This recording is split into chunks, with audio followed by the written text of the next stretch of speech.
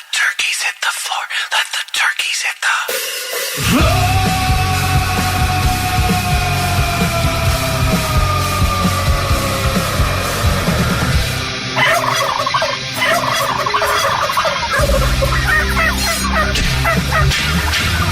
Slaughtered a bird, for your dinner. One, killing a turkey. Two, gonna eat his meat. Three, lather with gravy. Four, Thanksgiving feast. One, I chopped off his head. Two, all I see is red. 3 million dogs dead. Yeah! Let the turkeys hit the floor. Let the turkeys hit the floor. Let the turkeys hit the floor. Let the turkeys hit the floor. Let the turkeys hit the floor. Let the turkeys hit the floor.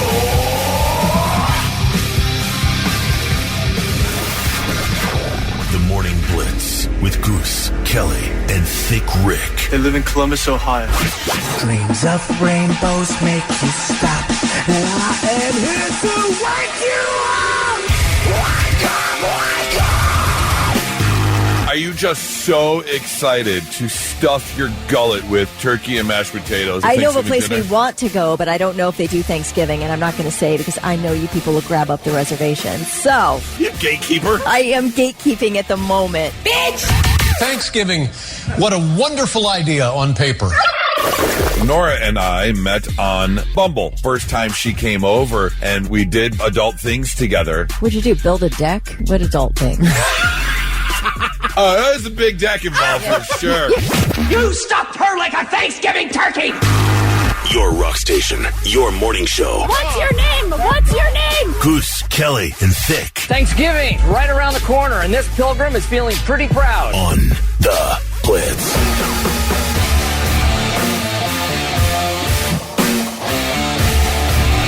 Happy Turkey Day Eve. Welcome to your Wednesday. Going to be a high of 52, which we're kind of sitting at right now. That's it. And it's just going to get colder from there. More rain showers, which will probably turn into some possible snowflakes tonight, as we are going to see a low at 27, high of only 34 for your Thanksgiving, and not much warmer through the weekend. Maybe see 40 if we're lucky on Sunday, but off and on flurries for your holiday weekend. If you're traveling today and you're using the Ohio Turnpike, starting at 8 a.m., there is a ban in place for high-profile vehicles because the wind is going to be so bad. If you have like tow-behind trailer, camper, boat, enclosed trailer, mobile home, office trailer, livestock trailer, you cannot use the Ohio Turnpike. Wow, okay. Man. I saw like 40 to 50 mile an hour winds. Coming. At what time? Starting at 8 a.m., and it lasts through 1 o'clock tomorrow afternoon. Yeah, the winds are well, crap. Yeah. You're flying in that wind. Yeah. That'll be a little bumpy. Well, crap. That's going to be a bumpy ride. That doesn't bother me. Turbulence and things like that. No? Doesn't give you a little jolt in the stomach? No. Okay. No. That's good. Because I know for a fact turbulence have never brought a plane down. Ever. Right. Yeah. Now, they may not take off if the wind is that crazy. It only happened one time. I was with my ex years ago. I can't remember where we were going. But we hit a patch. I think we were coming into Denver, which is always bumpy anyways because you got the winds rolling over the mountains and things like that.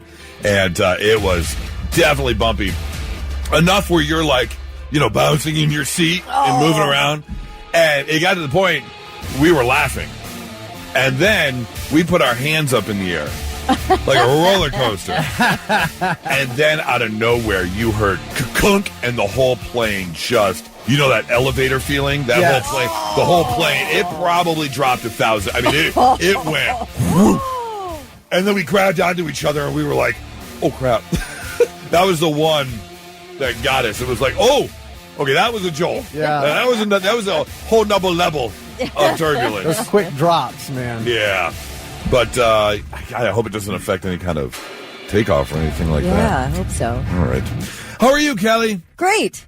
I think I got my major freak out of the way before Thanksgiving. Last night, I could not sleep. I laid in bed from 7:30 to 9:30. I was so frustrated that I grabbed my pillow and I screamed into the pillow. Like Really? to where it hurt my throat. Yeah. And like I'm still recovering from how loud I like screamed in frustration into my pillow to where my dog ran into the room to see what was going on. Oh, no. So then Charlie, he goes to bed a lot later than I do. So maybe about 10 o'clock he comes to bed and I'm like, I can't sleep. He's like, what's going on? I'm like, I don't know. And I go, I screamed into my pillow. He goes, oh, is that what that was? He goes, I heard something.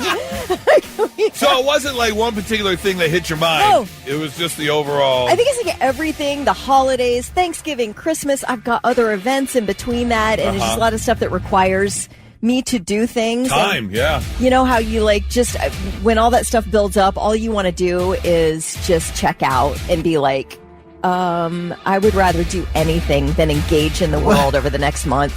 Why do you agree to do these things? Well, it's just life. It's like I'm doing a baby shower for my niece. It's life. It's not like I would Things turn happen. that down. Now, here's the thing. Coming up here in about 10 minutes, I do have a little checklist for you. I thought about you when I saw this.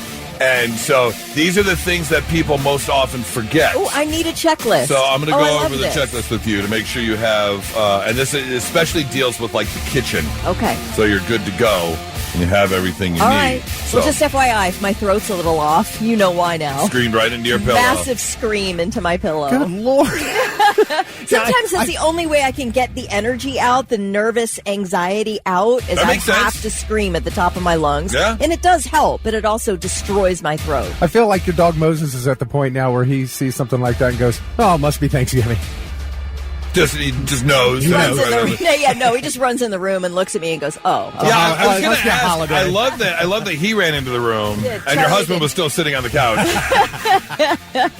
Like, if I think I hear something, Yeah. probably going to go look. He thought it was Moses, but I'm like, no, Moses did come in to check on me. He was like, what? It's like this real weird, like, what is going on? Yeah, right. Sorry, buddy. How are you, Thick? Good to go? I'm good to go. I think so anyway. I'll see when we get to your checklist. But All right. yeah, I think I got everything I need other than the things I'm picking up at Der Dutchman today. All right, we're going to do over that checklist coming up here in just a couple minutes. We also have to talk about Blitz therapy. We do have a holiday-related Blitz therapy, and I believe that Jessica is not the only one who's gone through something like this before. So we will talk about that. I want to know when it was the repairman's fault, because there's a crazy story of something that went down. And Always. it was straight up the repairman's fault. And then, of course, Hall of Fame Buckeye legend Jeff Logan will be joining us coming up at about 7:35 this morning as we have our final breakdown and take on the game going down on Saturday. God, I can't take it. Cannot wait. Let's get going on a Wednesday with Blitz Morning Trivia, Thick. All right, so the Columbus Crew for several years now playing in their brand new stadium known as Lower.com Field. Will no longer be called Lower.com Field. We knew that, but we didn't know what the new name of the stadium would be. Now we do. Tell us what that new name is. Be the first one to text it in at 800-821-9970, and you will win $25 to go spend at waterbeds and stuff. Let's get that answer for Blitz Morning Trivia, Thick. All right, the question was, what is the new name of the Columbus Crew Stadium? It used to be Lower.com Field. That ends this year, and beginning in 2026, it will become Scott's Miracle Grow Field. What? Yes. All right. Are they going to use the full name? That's it. Scott's Miracle Grow Field. Call it the Scott. So we'll have the Scott, the shot, the shoe. The Scott, the shot, and the shoe. Sounds like a nursery I rhyme. was going to say, that sounds like a terrible knockoff of The Lion, the Witch, and the Wardrobe. Yeah, the Scott, the the Ohio shot, the version. shoe. Yeah. Scott, the shot, and the shoe. You know, they got a natural grass pitch over there, Right. and you know Scott's. It makes sense. I get it. been, It's just been too the long of a supporter for name. that. Oh, well, I mean, I don't know. What are you going to do? That's their name. They're paying to put their name on it, so they get the full Big name Ohio on it. company. Yeah. You know. Here's my only thing, though.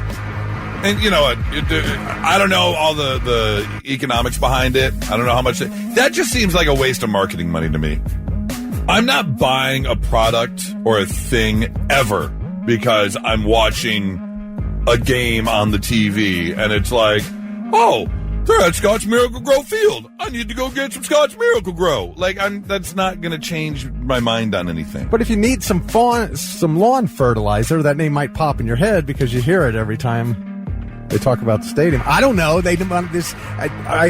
I still call it Jacobs Field, so I don't know. I don't pay it Right. But there's a lot of stadiums and arenas out there that are named for companies I had never heard of. Yeah. And still I don't know what they do, you know. 100%. But I may living in Colorado for 14 years, it will always be Mile High. It won't be anything else but Mile where the Broncos play. But now it's Mile High Field at Empower Summer okay, was. Yeah, whatever. It is. Yeah. Again, I think it's a waste of marketing money, especially for the millions that they spend for naming rights. That's just me. All right, well, it's a multi-year deal, and that's what it's going to be going forward. Scott's Miracle Grow Field. Rebecca Hobson from Groveport was the first one to text in the correct answer, so she's got $25 to waterbeds and stuff. I really feel like I'm going to work on a Dr. Seuss-style Ohio-based book called The Scott, the Shot, and the Shoe. Yeah. There you go. I got to write that. Yeah. I like it. Yeah, for sure. I believe Kelly just wrote it. The title. Yeah, it's the title for sure. The Scott, the Shot, and the Shoe. I'm the idea guy. I can't really come up we content. Yeah, you're the 30,000-foot person. Yeah.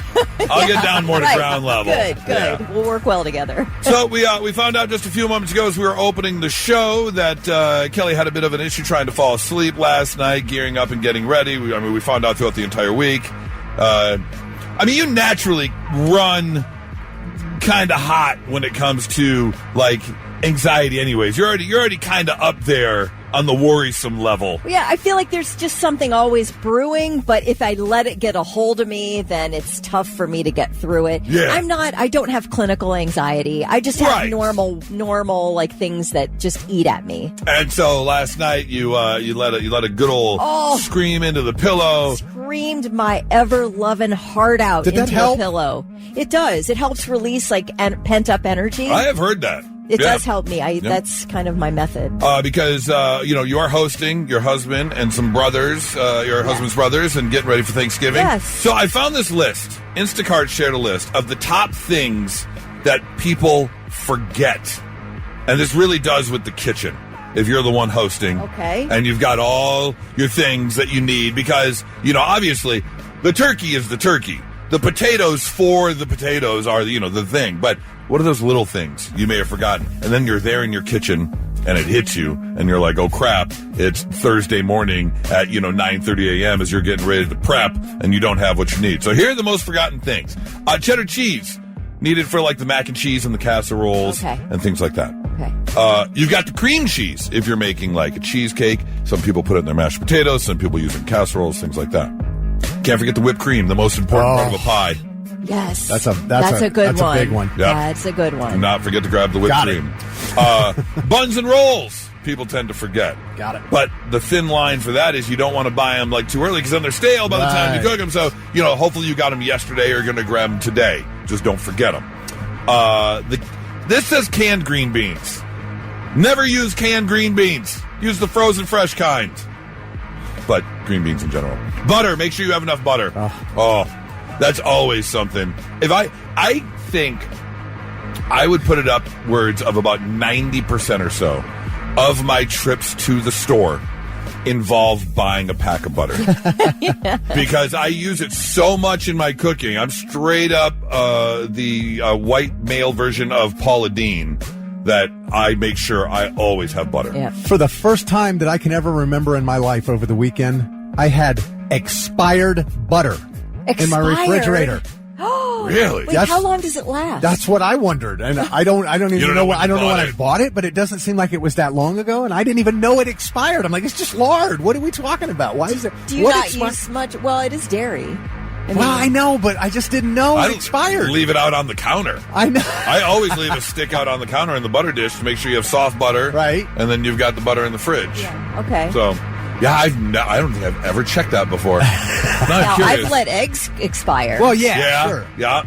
But I just never, I guess I never even looked at an expiration date on butter. Did you taste it after you knew it was expired? No. Oh, no, I used some of it. Yeah. It was fine. It's fine. I'm sure, yeah. Sure it was a best used by date. which is different than the expiration date. Right. All right. Box stuffing, if you're making your stuffing. I don't mind a good stovetop. Oh, a good stovetop stuffing. Oh, it's good. Yeah. But you gotta let some of that turkey juice, you gotta mix it in there before you bake absolutely. it. You guys, I have the greatest sausage stuffing recipe in the entire world. It came from my mom from long ago. It is so good. I am so excited about this stuffing. I can hardly stand it. I have had a good sausage stuffing before. It's so good. And I'm not necessarily a sausage person. I don't eat any during the year. This is the one. So, my guts are going to be in an uproar. But, I love it. Family recipe you'd share? I think it's just some normal sausage stuffing recipe. It's nothing special. It's just delish. I saw 52% of people will be making a family recipe that's at least 25 years old tomorrow. Did see that. Yep. Half of people. Yep. Also, don't forget the fruity sodas for kids, for cocktails, people who don't drink, any kind of alcohol whatsoever. 50K. Water. You're getting water. I don't disagree with you. And I finally, do have a Perrier if you want that. Yes. Finally, something not to forget: the heavy whipping cream. Again, you can get the canned whipped cream, but heavy whipping cream is also used in recipes as well. So make sure you do not forget that. Are you a Cool Whip guy or a Ready Whip guy? I grew up on Cool Whip. But that is until you discover the greatness that is Ready Whip. I love Ready Whip so much. Well, I mean, who doesn't want more sugar in their life? Of course, you want Ready Whip. Yeah, I bought both. You have options. I love it. Whatever they want. I will say that Cool Whip goes better with chocolate pudding. Whipped cream goes better with pie. I would agree with that. Yeah. You ever make like a Cloud 9? Layer of chocolate pudding, layer of Cool Whip, layer of chocolate pudding. Yeah. I think that the Ready Whip does not hold up under that type of pressure. It doesn't. It like sort of melts away. Exactly. Yeah, the Cool Whip holds up. It does. That's why you got to have the two, depending on which dessert you're having. So hopefully you've got all you need for tomorrow. Happy Thanksgiving. Not so breaking news. The news already broke. We're trying to put it back together. So, right about this time of the year, actually probably about a week or so, 10 days ago or so, a lot of people got in the conversation about too early for Christmas. Obviously, we saw stores getting set up, but people putting up Christmas lights. Can you put up your Christmas tree? There was an etiquette professional yesterday that came out and said the proper time to put up the Christmas tree. And they said, if you're hosting Thanksgiving, you shouldn't have your tree up yet. Wait till Black Friday. Wait till the day after Thanksgiving. However, if you're not hosting, then it's okay to have your tree up. Because if you're hosting, you want to celebrate Thanksgiving first with your family and friends. Gotcha. So somebody else making up more rules for me.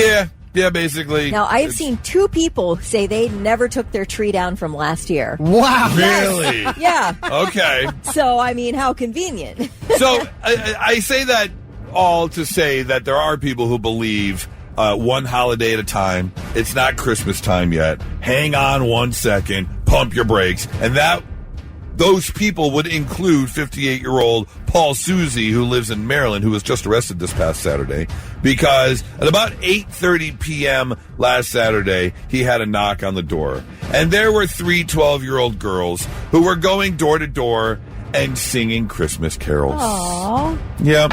They just wanted to do their little thing. Well, unfortunately, Paul Suzy was not into the Christmas caroling.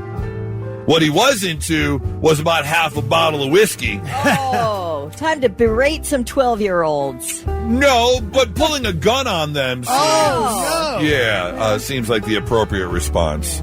He was taken into custody and charged with 3 counts each of first-degree assault, second-degree assault, and reckless endangerment, along with 1 count of wearing and carrying a handgun while under the influence. Oh, my gosh. If you were 12 years old and that happened to you, I would never stop talking about that at school. Probably not. I mean, no. That'd be like a great story. In the article it says it's unclear why he did it, but it's just, I'm assuming because he was hammered. He was found on front stoop.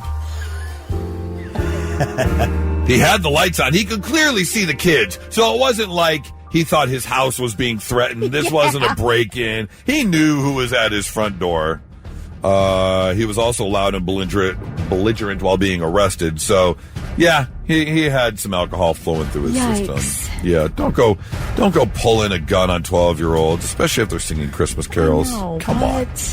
Story number 2 takes us over to Vicksburg, Mississippi.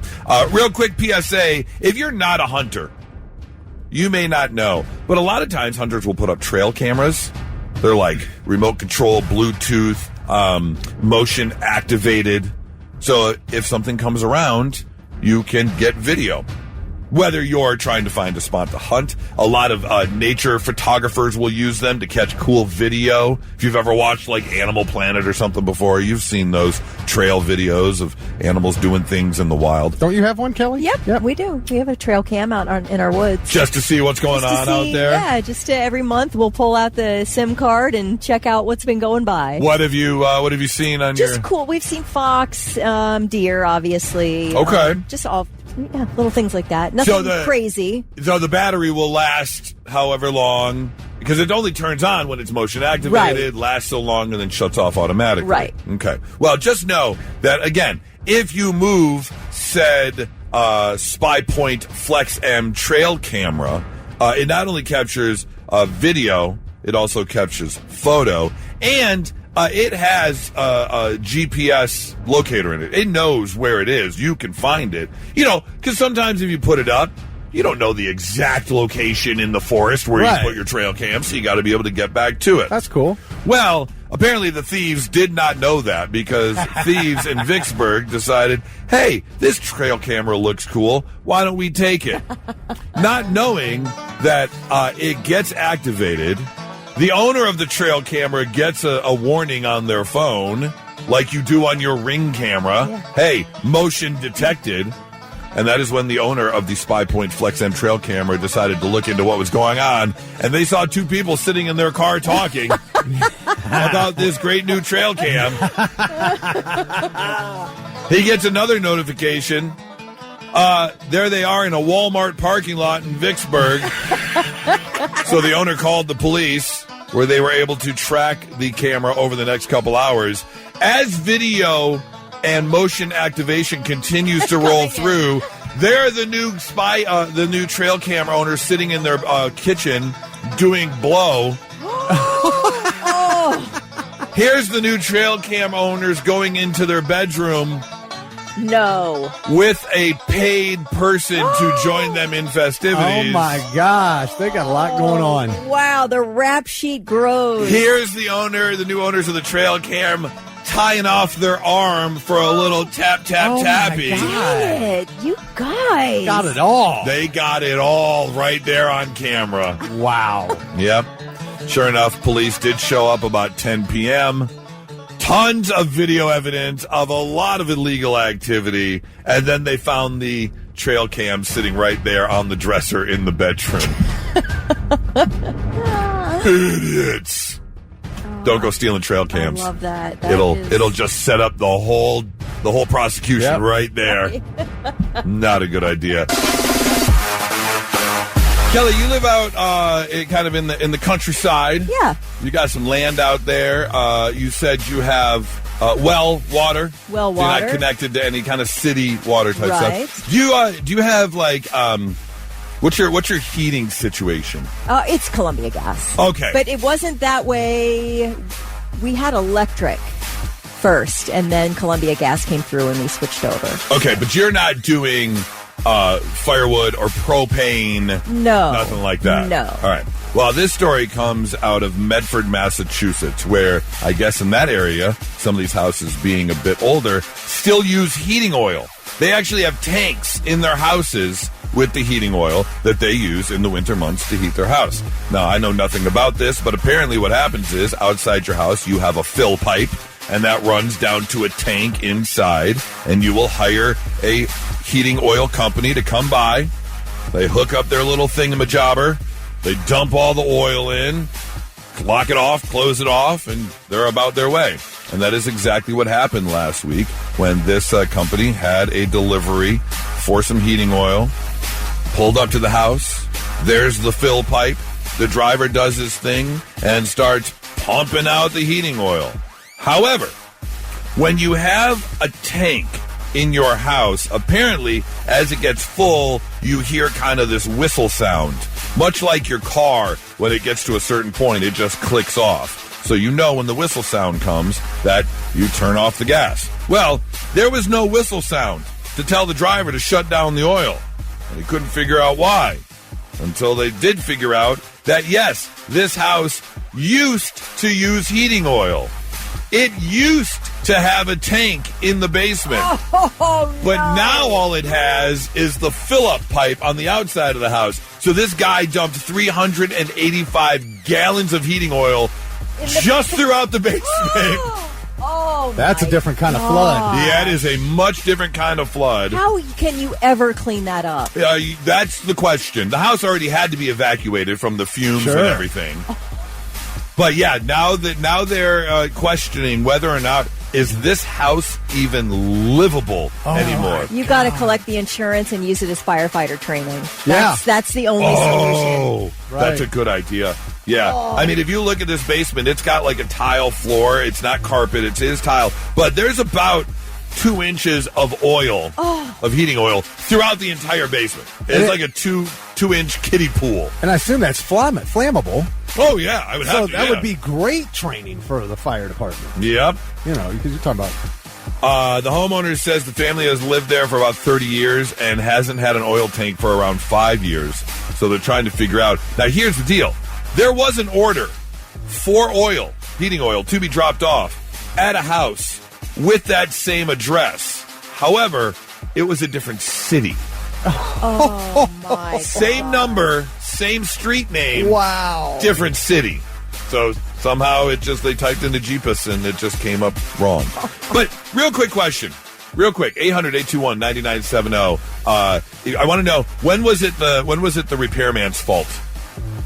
When did you have something go wrong and they either made it worse or did you have a delivery? We had a delivery one time when we moved into our house here in Hilliard, and when they were delivering the washing machine, they must have dropped it on the top step and they broke all the flooring.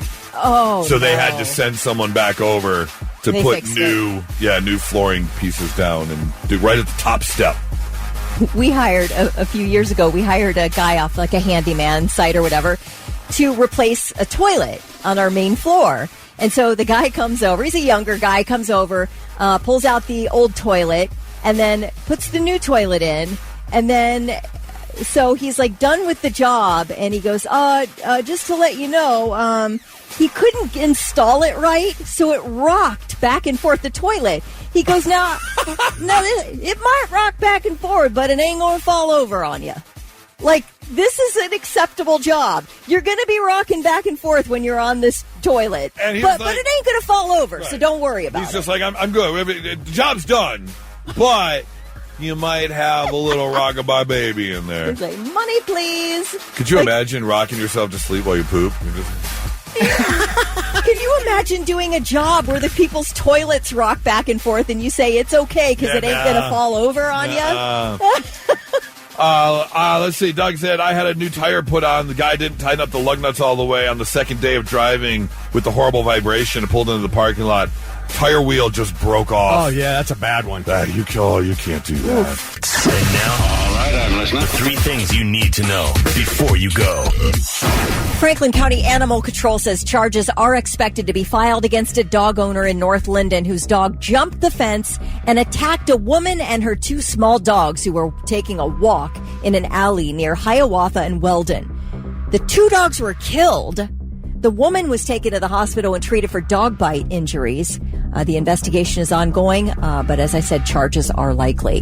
The last season of Stranger Things drops at 8 p.m. today. Season 5 brings us back to Hawkins, Indiana. The first 4 episodes will be available, like I said, at 8 p.m. on Netflix, with the next 3 coming on Christmas and the 2-hour finale on New Year's Eve. You can get plenty of recaps on YouTube of the major plot lines to remember heading into Season 5. They actually also on YouTube, you can see right now, you can see the first 5 minutes of the first episode. Nice. Okay. I do need a recap. I cannot remember crap from season 4. I don't remember a single thing from season 4. So I need a recap. I need many recaps. And then I'll get worked up and excited for season 5. But I feel like it's time to end. Like, we're good on Stranger Things. Yeah, it is ending. far. Like, I've been over it, so yeah. It These doesn't kids bother are me. like in their 20s now. Right. Like, we're good. I still love those kids, man. Yeah, like 11 has turned into 15. Like, it's been enough. Like, come on. Right. We're good. Well, by now you've likely heard the secretly recorded audio with the Campbell Soup executive saying only poor people buy Campbell Soup, and he would never buy it because it has bioengineered meat and 3D printed chicken. Martin Bally is the Campbell Soup vice president, and a year ago he was meeting with Robert Garza, who worked as a cybersecurity analyst for Campbell, and Garza secretly recorded the meeting, and Bally made some wild comments. We have poor people who buys our I don't buy Campbell's products barely anymore. So healthy. Now that I don't do it, even in a can of soup, I look at meat, bioengineered meat. Ugh. I don't want to eat a piece of chicken that came from a 3D printer. You? What? Okay, so if you didn't understand the beginning, he said we have ish for effing poor people. Who buys our ish? I don't buy Campbell's products barely anymore, he said. Bioengineered meat. I don't want to eat a piece of chicken that came from a 3D printer. Now, look, I have always, since a kid, questioned Campbell's chicken noodle soup. Those little cubes of weird meat? Yes. That's not meat. It never has been. That is neck bone. That is chicken neck bone, without a doubt. If you've ever, I think I chipped a tooth one time on a piece of Campbell's chicken meat. That has always been weird meat. I'm going with that. What is that? Lipton's double noodle that comes in the packet in the dry pouch. Oh, yes. And then you just add it to the water. Guys, I'm going with that. Didn't you guys ever have Mrs. I was just Grass's gonna noodle say it. soup with the egg? Yes. Oh. The egg you dropped in the boiling water and it had all the spices and the egg, like the outer coating melted and all the yummy. I didn't have that. It was like a big bald bouillon cube. Do they still have it? Yeah. Is that still a thing? Oh my gosh, yeah, it's delicious. It is the best noodle soup you've ever had, and no weird chicken in it. Yep. Nothing. It's just noodle soup. It's so good, dude. Now, I want to know what is going to happen to this guy. Like, he can't. Okay, so here's what's going on. First of all, the guy who recorded it, he held it for a while and then decided, you know what, I do need to report this. So he went to his supervisor, reported it, and less than 3 weeks later, he was fired. So he has filed a lawsuit claiming retaliation. The guy who recorded it, not the guy who said it. Yeah. Now, the guy who said it has now been placed on temporary leave from the company because this all exploded. Social media is all over it now, and people are demanding the Campbell Soup prove that they use like real chicken. But I've seen some people show the label of Campbell Soup. I don't know if this is like digitally altered, so I need to check it out, but it did say something about bioengineered meat? Not surprised. Was that like an and AI digital like thing or not? I don't know, but I wonder if the VP would have a lawsuit here, because if it is bioengineered meat, and we do know Campbell's Soup is a cheap meal you can go get, not necessarily made for poor people, but it is a cheap meal you can go get. So if he's just there stating facts with a coworker, what's the grounds for being fired? Well, I will say that it was about an hour recorded video, and he did make derogatory comments about the Indian coworkers and how they're stupid. Oh, okay, now we're getting somewhere. So there's some like racial issues Yeah, as well. But in terms of whether it's bioengineered meat, now Campbell says the claim about 3D printed chicken is absurd. But I don't know. I guess we'll see. Can you 3D print chicken? With the right ingredients? I mean, you've got impossible meat made out of just stuff. So I'm assuming they could have chicken made out of just stuff. Yeah. Chicken flavored product. I mean, have you seen like how McDonald's makes their chicken nuggets? It's like a meat paste, and it comes out in like a tube. They used to. They changed that. Did they? Yeah, okay. Because what was the chef? Is it Jamie Oliver? Is that a chef? Yeah. That the TV chef? Yeah, he exposed that on live TV, and everybody was like, "What?" And so they changed their chicken to real chicken. By the way, Brian says Mrs. Grass's noodle soup still exists, but it does not have the little egg anymore. What? Yeah. That's not real. What is it? Some packet? Right. Probably a packet, like a ramen packet. Nope. I don't really know what it has, but anyway. Okay, guys. Well, on that note, somebody said, all right, now that we're not buying Campbell's, nobody else makes like the cream of soups, the cream of mushroom, cream of celery. That's the only thing you should buy Campbell for. Yeah. Is the cream of to add to your green bean casserole. You need the cream of mushroom. Right. Or you need the cream of celery. Giant Eagle Market District has the... You don't think that came out of the same tube? As Campbell's? Yeah. I mean, it's, the generic. I know that stores take other brands and pay to put their name on them. Right. But they only have Campbell's and Giant Eagle brand. That's all I ever see. There's Progressive. Yeah. They do have the That's what they're saying. What are our options? I'm just saying they do have cream of mushroom, cream of celery, all that. Yes, but you can get it at a cheaper price if you buy it from Campbell. Yep. Then the store brand? Oh, the actual store brand. Yeah. I see what you're saying. No, it says generic. Giant Eagle. Oh, gotcha. Yeah. Okay. Great Value. Wait, what's the Giant Eagle brand? Is it Great Value? No, Great Value is Walmart. Okay. Yeah. No, Giant Eagle's just Giant Eagle Market District. I bet you can get the 365 Whole Foods brand. Yeah. It'll only cost you $9 a can. Yeah. All right, those are your three things. All right. All right, Kelly, I mean this in the... Uh-oh. What? No. Wait. No offense, but... No. Go on. I'm pre-apologizing. Okay. No, I mean this in the nicest ways possible. Yeah, okay. You have Yes. the most life experience of everyone in this room. Okay, yeah, no offense taken. Okay. Good. I'm just stating facts. Yes, it's a fact. If you were to break it down by decade, being the 0 to 9, 10 to 19, your 20s, 30s, and so on. Yes. What would you rate as the best years of your life? My best years started the year I got married, and it only got better from there. I got married at 39. I would say before that, my life was tumultuous. It was full of trouble. Chaotic. Unhappy. I don't want to sound like a miserable person. I wasn't miserable, but I think that I was working some things out, let's say, over those 3 decades. And by the time I walked down the aisle, I tell you, my life got exponentially better, and it has been amazing since. So I will say starting at my 40s has been amazing up till present day. All right, but again, if you had to break it down, are you saying 40 to 49 or 50 to 59? All right. I'm going to say it keeps getting better. 50 to 59. I love it. Life for me has gotten better every decade, and it has not stopped. I've not started going backwards yet. Vic? I can't decide. Because, so in my 30s, when my kids had started, getting towards the end of elementary school, they were getting into sports. Like, I was coaching my son in football. I mean, it was just, Okay. And it was always constantly busy, just nonstop. But it was fun. I was having a blast. But the past 10 years, they've since moved out. Empty nesters. Become an empty nester. And I got these 2 amazing little grandbabies. And they are so much fun, man. I'm telling you what. They are amazing. Plus, we got, a nice house. Yeah. And everything's better. You're farther in your career. Yeah. You're doing better financially. So it's tough.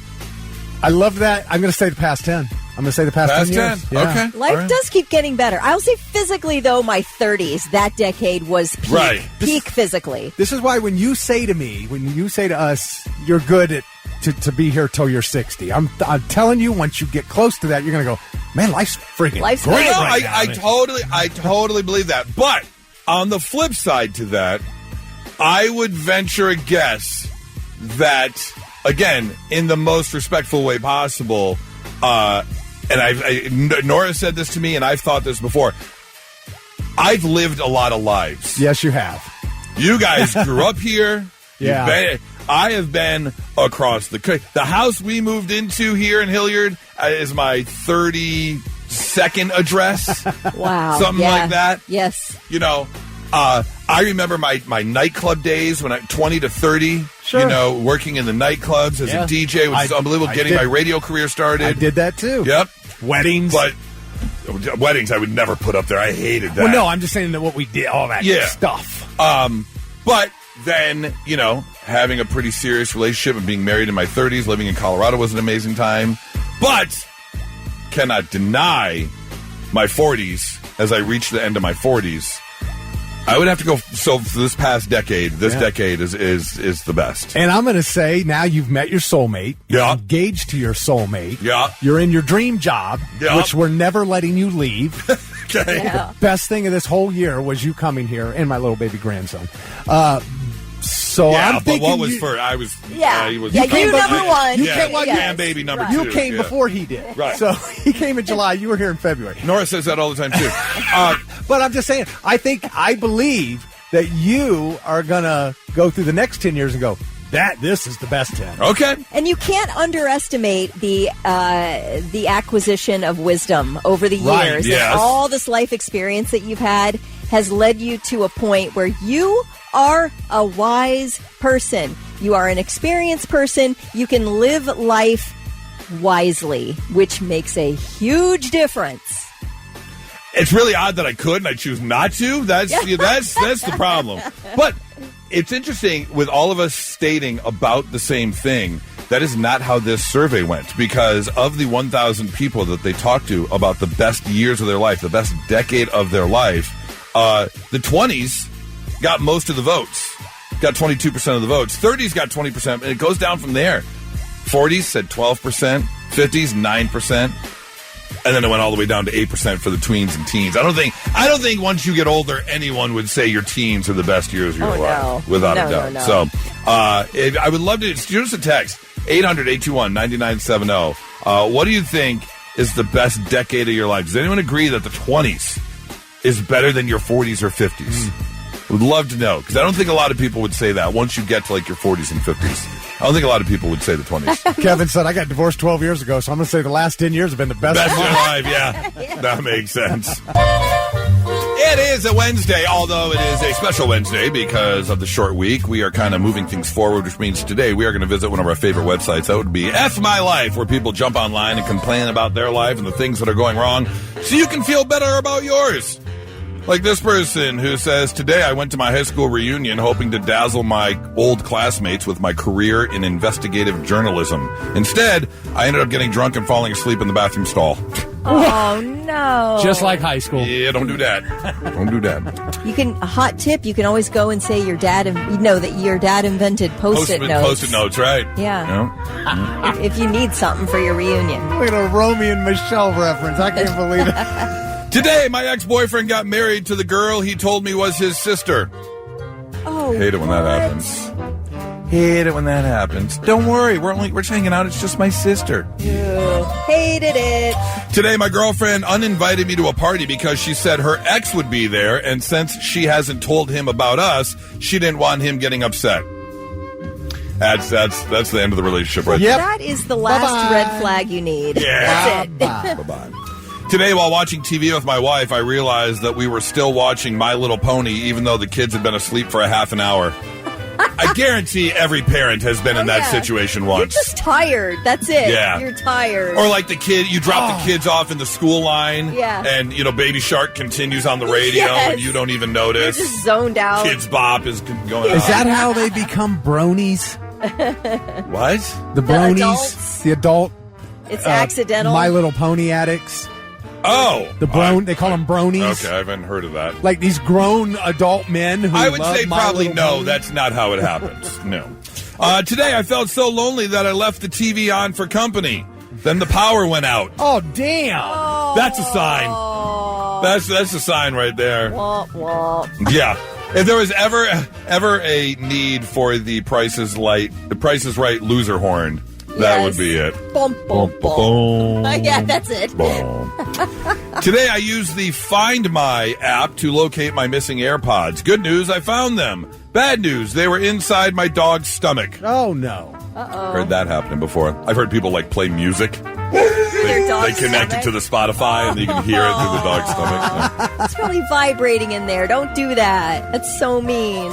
Today, my soon-to-be ex-husband had the audacity to ask if the woman he cheated on me with could be in the delivery room where I gave birth to our baby.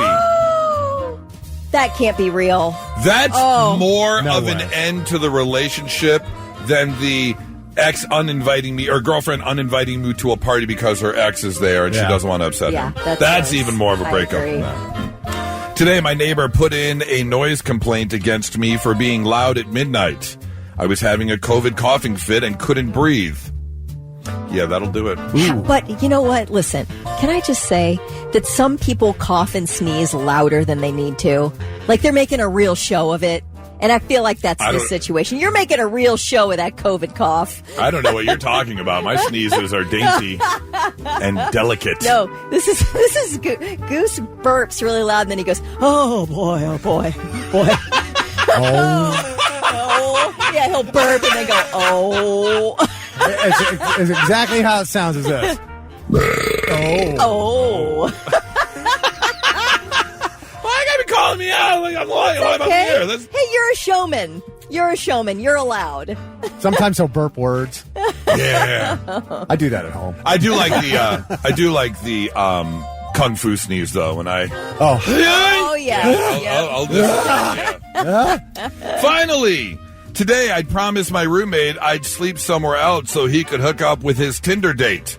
Unfortunately, I had a bad day at work and totally forgot, so I went home as normal and walked in on him in the front room riding my aunt, who is happily married to my favorite uncle. Gross. Whoops!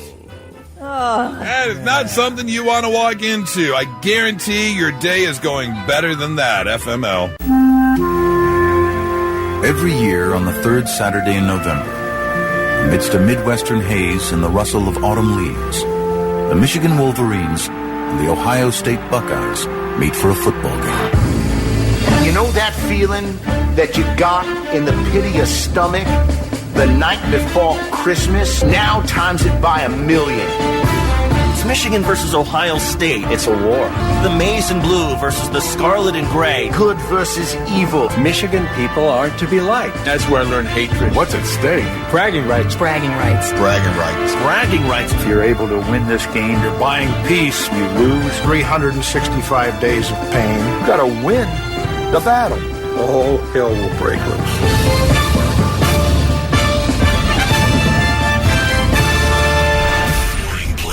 With Goose, Kelly, and Thick Rick. Make sure they understand they're playing somebody different tonight. They're playing the Buckeyes. They're playing the Ohio State Buckeyes. And now, it's Football Friday with Buckeye Hall of Fame legend Jeff Logan on the Morning Blitz. They're always, in the back of our mind in terms of what we're working towards. We know this is the last game of the year and what it means to everybody here. So, this thing's coming fast, and, we're excited about this one and just need to focus on, what really matters, and that's everybody just doing their job and going on the road and what's going to be a great environment and going to get it done. All right, real quick, let's take a trip into the way back machine. No, thank you. If we can to February 3rd, 2025. Oh, okay. The day that I walked in this studio for the first time as an official member of the Blitz Morning Show. Yes. And before the show, a moment before the show even started, it hit me. I knew that this day would eventually come. I knew coming down here with my complete dresser full of U of M attire. I knew with my M-Den and all my collectibles and my whole basement full of autograph stuff and things. I knew with the tattoos on my forearms this day was going to come. And here we are. It's the first official, the game that we are all together. And I don't know, Jeff, if it could be any more dramatic, any more perfectly set up, because I said it on Monday. The way Michigan played on Saturday perfectly set up this week's game. Because Michigan looked about the best they've looked all year. They've been pretty up and down They've had some great moments, some not so great moments, while Ohio State has done what Ohio State has done this entire year, just rolling over people. And we were wondering, was it going to be a game this year? And I'm sorry, but I think it could be a game. I don't think there's any question about it that it will be a game. Weather is going to become a part of this as well, as it should be. The end of November, whether it's played in Columbus or it's played in Ann Arbor, that's what it's all about. And so you're coming up on that 1-year anniversary of having been here, but this is your first opportunity to really expound on the rivalry. All right? Yeah.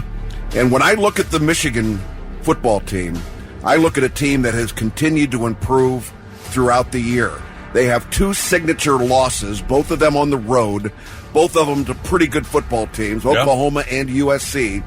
And the thing that kind of threw me for a loop with this team is that 3 weeks prior to the Maryland game that you talked about last week, where they really got things going together, they were a disjointed team, it seemed like to me. Yeah, very much so. In games that they had against Michigan State, they only win by 9. Game against Purdue, you only win by 5. In Northwestern, you got to kick a field goal at the end of the game to win it. Yeah. That's not leading up to a championship, but what I saw against Maryland, I think, is more what we would expect from the Michigan football team. And I truly believe that, it has been said multiple times, youngest team in the entire nation. The starting quarterback for Michigan just turned 18 3 months ago. He was playing in high school last year at this time. Yeah.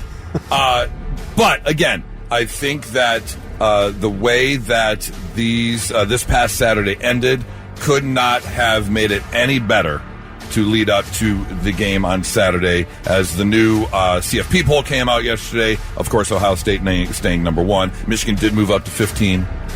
As you mentioned, weather will become a factor. It's going to be a high of about 30. The wind's going to pick up later in the afternoon, 10 to 15 miles an hour, which 15 miles an hour is enough to push a football left or right. No doubt. And then, of course, there is a possibility of snow developing in the afternoon. Exactly what time or how much accumulation, not known yet. But how much does weather play a factor on the field? Oh, I think it's impactful. Cold is and wet. The combination of cold and wet is tough as far as just your hands and being able to catch the ball, keep the ball, hold on to the ball. Even from a defensive standpoint, the fact that you're out there, trying to stay as warm as you can, making contact becomes twice as painful. Yes. We were just talking about that off the air when you get that cold skin and you get a slap. Yes. How much more it stings. No, it's awful. Now, having said that, the guys that are, in there every play, that they got it going, that momentum will keep them there. And everybody's got all the technology on the sidelines that they need with coats and warmers and heaters and everything else that you're going to need. The funny thing, I love to watch games like this where it's really cold. And the AYOs, the all you others, the guys that are not playing in the game, what they have a tendency to do in these cold games is they know where those heaters are. And they look like a bunch of cows that are over there, and they just brought the feed out, right? Yeah. And man, those guys are going to be together, and there is nothing going to tear them apart until that first team comes off the field. Then they'll scatter and give the guys that are playing a chance. And then as soon as that offense goes back on the field, whoosh, they're right back at it again, right around that heat. It's like a whole bunch of seagulls around some food, and then humans come by, and they all fly away, and then the humans leave. They the seagulls come right all back. come back. They come right back. Are there Uggs? Uggs? Yeah. Well, all over the place. There's plenty of Uggs. Most of them are sitting in the stands. That's what we call Michigan fans, Uggs. Okay. I couldn't let that one go. Sorry. I just went ahead and pulled it up just to see if anything had updated with the weather. So as we go forward and you think about it, the high will be 30, and it just says cloudy now with winds 5 to 10 miles an hour, and the snow's not going to start till late afternoon. So I don't think we're going to see it wet, and it's not going to be that windy. I think more impactful than the weather is going to be the participants. And, we know that Ohio State right now has not had its 2 top receivers for the last couple of weeks. We did get an announcement that came on the Caleb Downs podcast that Jeremiah Smith would be there and would play on Saturday. Yeah. We've heard nothing about Carnell Tate at this stage. And then Michigan's got some of the same issues in the running back room. They've had some injuries. They've lost their number one guy for the entire season. Offensive line's been a little bit banged up. But you would expect that at this time of year, you're going to have those issues. And other players have got to elevate their game in order to be able to get through the season. We're really, literally, for the team that plays in the national championship, whether it's us, team up north, Alabama, pick your poison, Indiana, they're only 2/3 of the way through that season. Yeah. There's another third of the season remaining, which is really, because this used to be the crescendo. This was it. And then you went and played in the Rose Bowl. Yep. Well, now all of a sudden, you've got maybe 3, 4, 5 more games after this, including the Big Ten Championship. And I will say, with the announcement of Smith being there, Michigan did get back its cornerback and its safety, it looks like, the 2 starters. So that's, fingers crossed that's true, because that will be the only saving grace we will have. Well, you got to have your best. You got to have your best. And, and whether or not Jeremiah Smith will be at 100% if he's able to play, only know. Time will only tell. We'll see what Carnell Tate is able to bring if he is able to play. They have done a great job, though, keeping things quiet over there in terms of news getting out about any of these injuries. How does it feel to the coaches here? Well, Ryan Day did an interview, and he was talking about the team feeding off of the hate of the team from up north. That's what it's all about. It's like, it means you're relevant, man. It means you're part of a great rivalry. I mean, you got to enjoy that. You got to love walking in and, looking them right in the eye and playing against that. And that's, knowing that everything's on the table too, but that's what our guys want. And, they've been like that all year. They've been competitive. They've been edgy. They want this. And it'll be the same thing in this game. Now, Thick was nice enough to be a bit more even this week, and even grabbed audio from another coach. Here's Ron Moore on the 4 past years and what's gone down. I mean, I just know that being a part of rivalries, the other games don't matter. Whatever happened in the past doesn't matter. So all we can do is focus on now. This is a new team, new staff, new players, new coaches. Again, new environment. Different. And so all we can do is focus on today, and that's it. That could have been Ryan Day. Those exact words. Yeah. Well, now here's the thing, though, and I'll ask you this, Jeff, in your professional opinion, because I will die on this hill.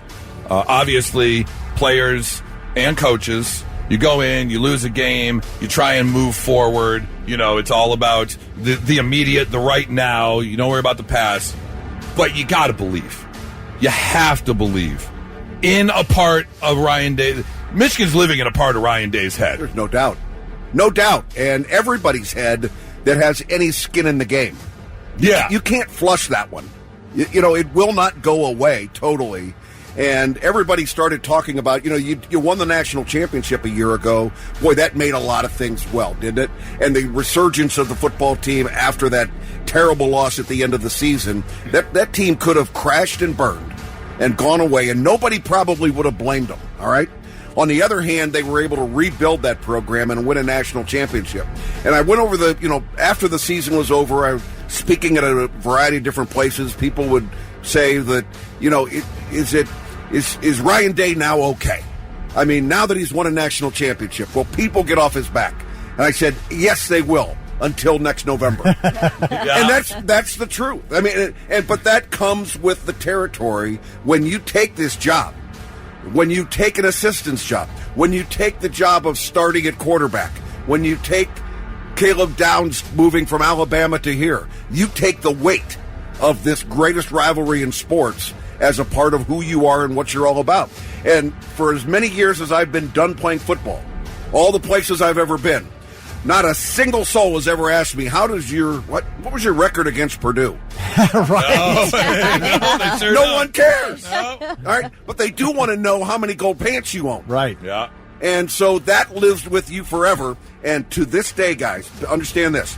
Not a single member of this football team that will play in the game owns a pair of gold pants. Oh. Not a single member of this football team has played in a Big Ten championship game in Indianapolis. Now, some of the coaches have been down that path, but none of these players have. Yeah. Now, Michigan went through a period of time where they're not handing out gold pants, but they had a lot of guys that were embarrassed by their record during the Jim Tressel era, during the Urban Meyer era. I think we won, 16 out of 18 games over a period of time? 15 out of 17. How good... That's unbelievable. That's uncomfortable. That's very... It sucks. It absolutely sucks. Then you have 2 10-1 Cooper era. Yeah. Well, you've been there. We've been there. Yeah. It's no good. Right. And it's time for things to change. And it's going to. And I'll tell you, you talk about what we did in the playoffs last year. You look back, that was were we ever favored by more against Michigan than we were last year? Not a chance. Okay. So we were all stunned. This was it. We had lost 3. Definitely we were going to win this one. It was at home. And I look back at that and I'm like, what went wrong? Our offensive line was a disaster. It was already beat up going into the week before, and then we lost our all-world center the week before the Michigan game. That line was a mess. This one is not. I'm telling you, that was the difference. And you look at what they did with that offensive line after the Michigan game. They fixed it, and that was a big key in the playoff. No question about it. And this game, you can talk about all the reasons who and why they should win and everything else.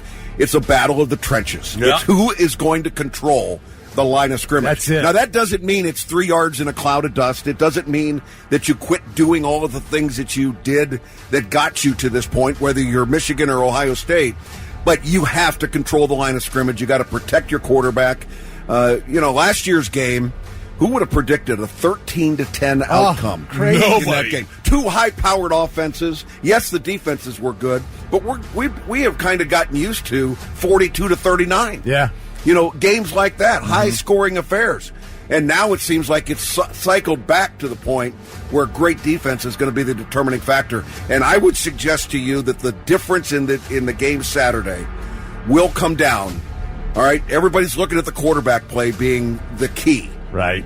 But the key, in my opinion, will be the team that comes out with the best defense in this game. All right? You got to be able to play defense. You've got to get the other team off the field.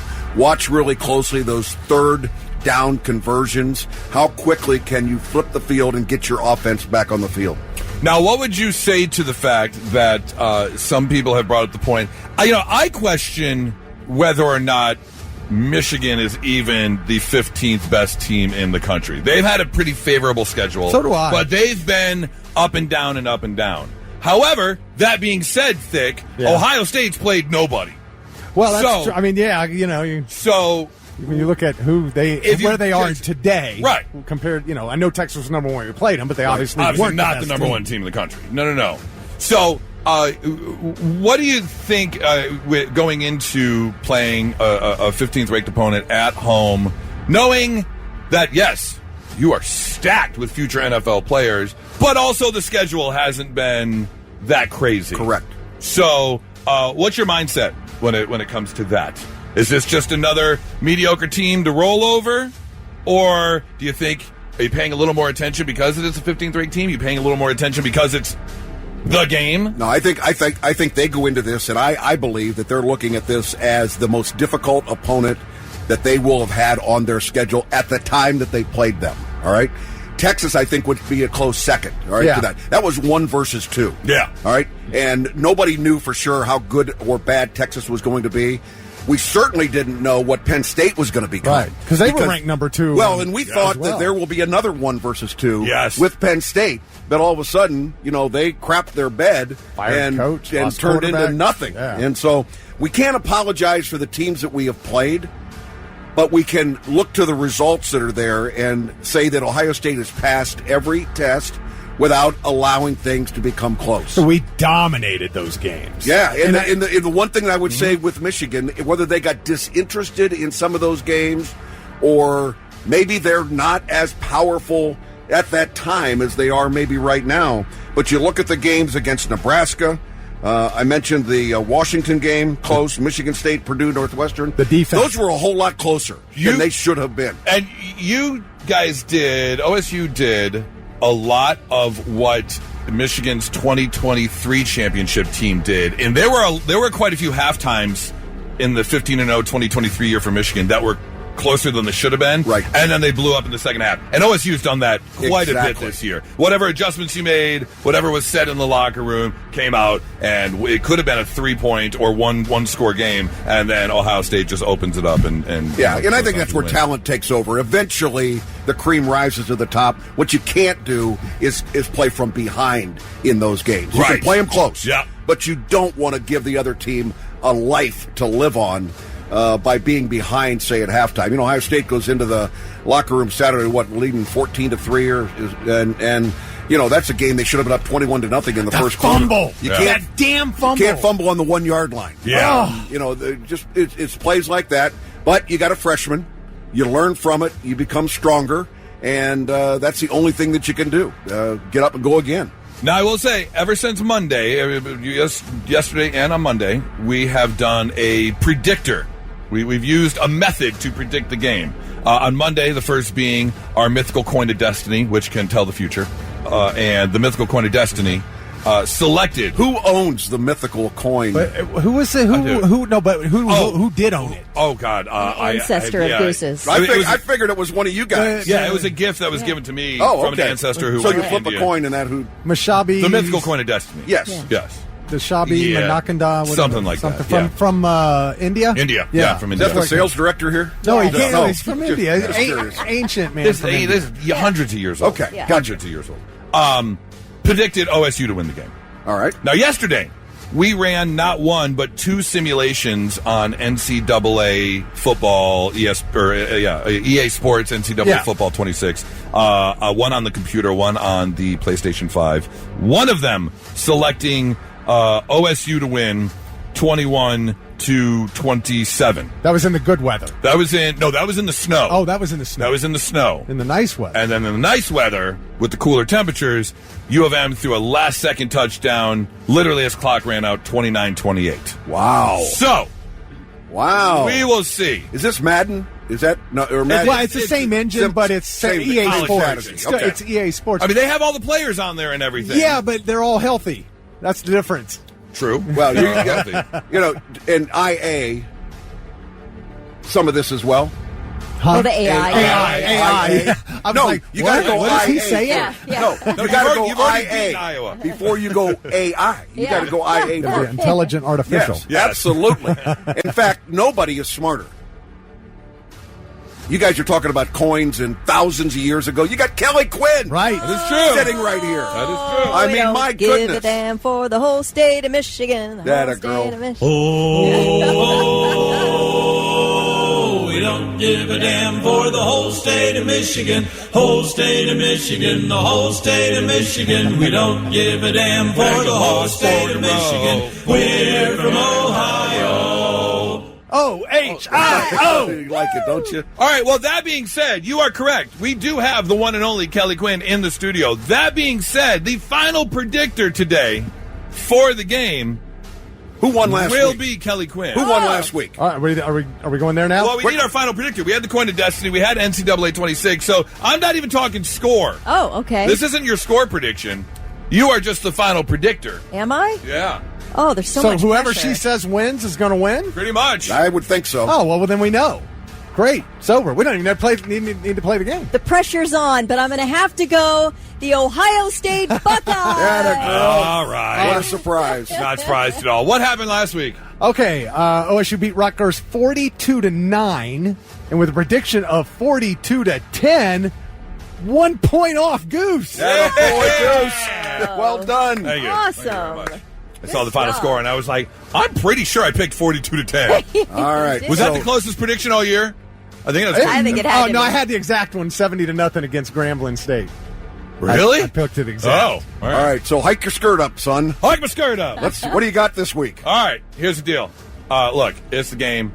All the rules are out the window. Sure, every metric says that you guys are going to walk away with the win. But we know that same thing was said last year. So will you go on to win the national championship? There's a good chance. Will you go on to have 3/4 of the team selected in the NFL draft? There's a chance. Yeah, absolutely.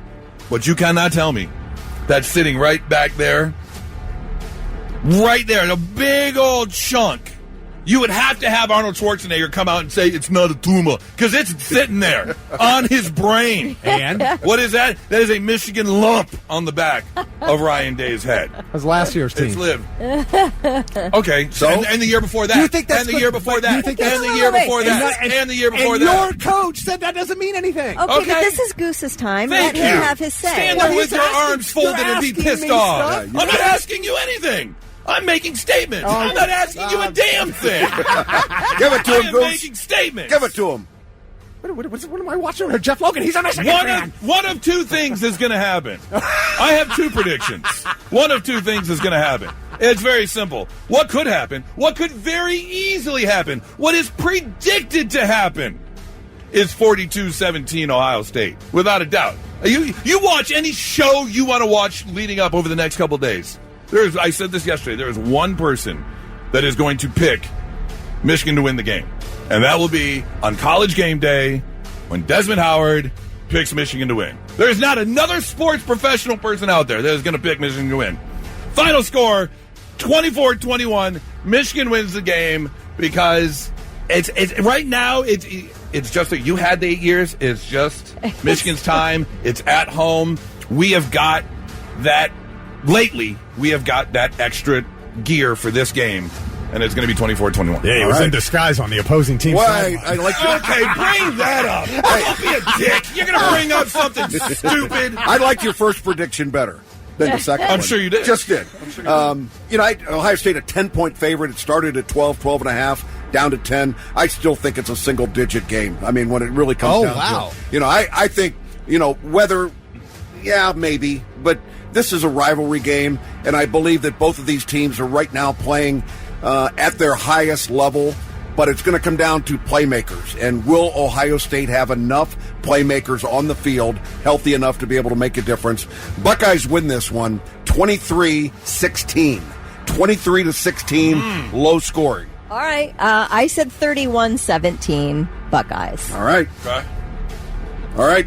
I don't think it's going to be that close. I honestly don't. I think we're the healthiest team. We've got way more playmakers. I do like their defensive ends, but outside of that, Jay-Sean is just a beast. Yep. But they have been giving up quite a few points to some not very good teams. I'm going 35-14.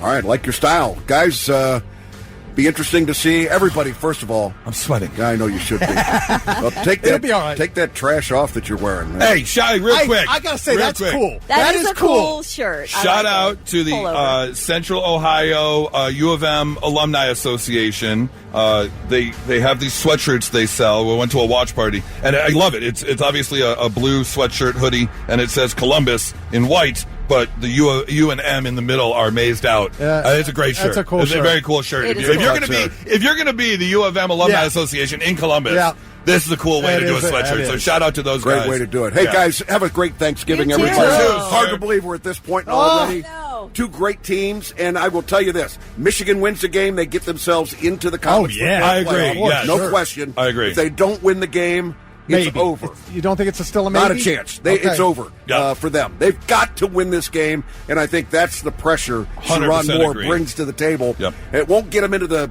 maybe not into the Big Ten championship game because Oregon looms out there, but there is a chance. There's a huge breakdown. Do you know weird it? One? Yeah. Okay. Here's a weird one. If Oregon loses their game to Washington, all right? Okay. If Indiana loses its game to Purdue. Okay. And Michigan wins Saturday. Big Ten championship game, Ohio State versus Michigan. Oh, my God. Really? Now, that's not going to happen. No, it probably won't, but it could. Well, anything can happen. Anything can happen. So, Indiana, Purdue, Washington, Oregon. If the underdogs win and Michigan wins, we will see part 2. Wow. Yeah, because they're all rivalry games. Think about that. Anything can happen. And then both of those teams make it into we'll make it to the playoffs. Make it to the playoffs. And you can play 3 in a Like I said, it will happen. Eventually. I didn't think it would be this year. But eventually. No. Next sometime that'll happen. Yes. Yeah, I agree with you 100%. Guys, wow. Happy Thanksgiving, and as always, go Buckeye. Go Bucks! So there's a chance, if for some reason your family doesn't like football, or maybe you separate, you go your separate ways. The football fans go and watch the football games on Thanksgiving Day, and then the kids and everyone else goes to check out a movie or something. There's a great article talking about the movies where the villain is much cooler than the hero. Can you think of a movie where the villain is much cooler than the hero? Many. I mean, I would borderline say slightly cooler, more like a tie when it comes to my favorite movie of all time. That would be Hans Gruber and John McClane. I mean... Really? They're pretty cool. What do you mean, really? I just put McClane way over Gruber on the coolness factor. I think Gruber is slick. What are you talking about? He's a douchebag. Yeah, but he's still slick. He ain't cool. John McClane's running around with no shoes and a dirty tank top. That's badass. He's wearing a Tom Ford suit. That's a badass. What's a movie where the villain is cooler than the hero? The Dark Knight. That Heath Ledger, Joker. That is on the list. I love Christian Bale as Batman. He is my favorite Batman, but I do think the Joker is super cool in that one. I felt that way about Nicholson as the Joker. Yeah, you're right. If you go to, I think it's on Netflix, but if you go to Netflix and you pull up The Dark Knight and they show like the little preview on the screen there, it's the scene where Batman goes to visit the Joker in jail, and they're talking in the cell, and it's just this kind of 3/4 close-up of Heath Ledger, and that's one of the best performances of anything ever. Good. Absolutely unbelievable. Also on the list, Demolition Man. Yes, Simon Phoenix. Simon Phoenix, way cooler than Sylvester Stallone's character. What even was Sylvester Stallone's character? John... Not John Carter. No. Damn it. It just slipped out of my mind. This one, I completely agree with.